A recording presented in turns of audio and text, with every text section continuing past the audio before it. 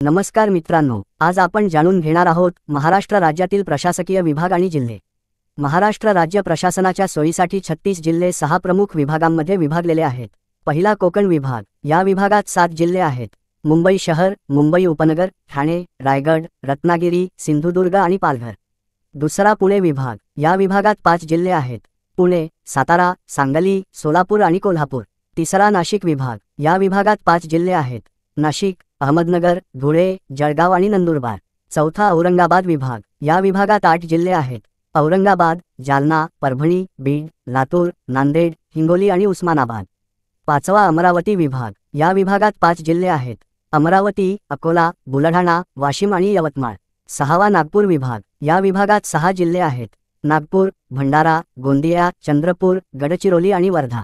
तर मित्रांनो, तुम्हाला ही माहिती आवडली असेल तर व्हिडिओला लाईक, शेअर आणि सबस्क्राईब करायला विसरू नका।